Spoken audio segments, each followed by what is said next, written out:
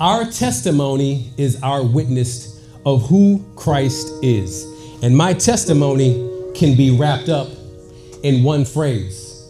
And that phrase is that God, through his mercy and grace, can change the heart and the mind of a prodigal son and an oath breaker and provide not only salvation, but constant reminders along the way that he will never leave me nor forsake me. There's three things really that we need to pay attention to. And that's the fact that I made an oath, that God left me a miracle and a milestone so that I would remember that he would never leave me nor forsake me, and then a stumbling block because I broke that oath. So first, I said the sinner's prayer, and I believed the miracle. A baby was born of a virgin. Like, that's a miracle, and we kind of gloss over that sometimes. And he also was raised from the dead. And so for about a year, I was going to church, and that was the kind of end of that. That was when I was 16, but I decided that I wanted to chase fornication and substance abuse and continue on in partying and clubbing until I found myself in jail while I was in the military, arrested for having guns in a dormitory and charged as a kingpin. Now, I am desperate. Why am I desperate? Because right after Thanksgiving, they put me in jail and my trial isn't until January 4th. So I'm in here like, God, if you just get me out of here, I promise, I swear. I meant it when I said it. I will really live for you and serve you, God. And so I'm reading and I'm praying and I'm not fasting at the time, but God leaves me with a miracle. He shows me he is not going to leave me nor forsake me. And so the miracle was I got sentenced to 4 months. And 4 months is the minimum time to go to Leavenworth. If you don't know what Leavenworth is like the Rikers Island of military jail. But still, I was able to just continue my solitude confinement on the military base. And so when I got out, I forgot who God was. I don't even remember if I picked up the Bible again until years later when I find myself back in jail facing 25 years for burglary. You feel me? And now I'm desperate and I am praying like, Lord God, like, I don't know how I know how I got here, but you know what you was doing out here. You know what I mean? And so, but I was really like, God, I need you to get me out of here. 25 years, like, I'm like, yeah, y'all, like I killed somebody. Like, all I was doing was getting money, like, and so God left me with another miracle to show me that he would never leave me nor forsake me. Now, I was supposed to get a felony. The lawyer, the court-appointed lawyer that I had, and the prosecutor decided, sir, you're just gonna get a felony. Everything should be okay. And then my mom, at that point in time, she was with me and she broke down in tears in front of the prosecutor and was just thankful because she was like, my son, he doesn't deserve to be in jail anymore. I don't have to worry about him. He's at home every night. And I'm just so thankful because he doesn't deserve to go to jail. She was happy with the felony. I was like, whatever, it's all good. I ain't going to jail. And the prosecutor and the public defender, they looked at each other real strange and they left and they came back. And God moved upon the hearts of the prosecutor and the defender to say, okay, instead of having just a felony, you're only going to have a felony for 2 years, but you're going to be on probation for 5 years. And still, I was able to get away with being set free when I was doing stuff where I should have been locked up for the rest of my life. And so God gave me yet another reminder that he would never leave me nor forsake me. Now, this time, I didn't really break my oath, but I kind of modified it a little bit because I was like, all right, well, I'm not going to be a criminal, right? Like, I'm not about to be out here flipping and taking, but what I am going to do is just keep on fornicating, doing substance abuse and partying, because that's not really that bad. Like, I'll be okay. Like, you feel me? And so some time continues on and I'm still doing things my way. the way that I think it's supposed to be done. And boom, I find myself in jail again. And so my bond was denied last time. It was denied this time as well.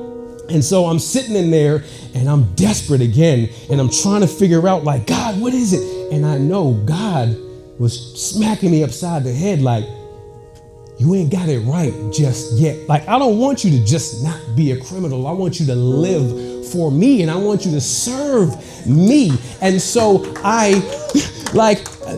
you would think that, like, the reason why I got locked up, I forgot to tell you, was the night that I got locked up in Richmond, I actually caught a charge in Newport News. And so that's kind of how things happened. And so the court-appointed lawyers, they lied to me. They said that I didn't have to show up to court. Anyways, make a long story short, God did what he knew I needed to put me back in there and get me alone again so that I would really live for him. And so after that third time, I decided in a few months after that I was really going to live for God. And so I broke the chain of substance abuse, right? And I decided to go on a 3-day fast.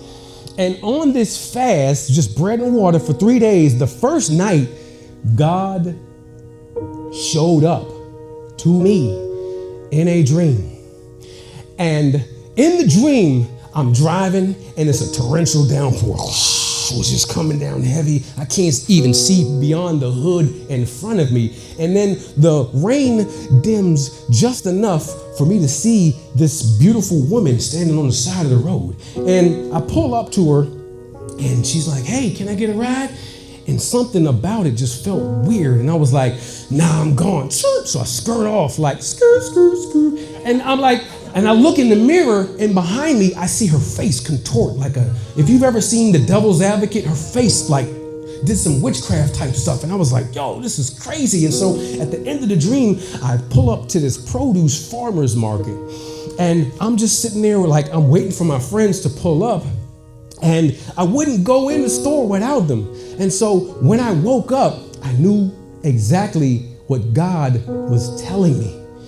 First, the flood, I'm sure we're all familiar with, represented my cleansing and me really renewing my mind and my heart to serve him, not do what I think is just the best thing to do and the way to live right, but to really dedicate with a heart posture for the Lord. The woman represented fornication, obviously, because I literally chased women every night. I mean, even endless nights of having complete failures to no end, where that's all I lived for.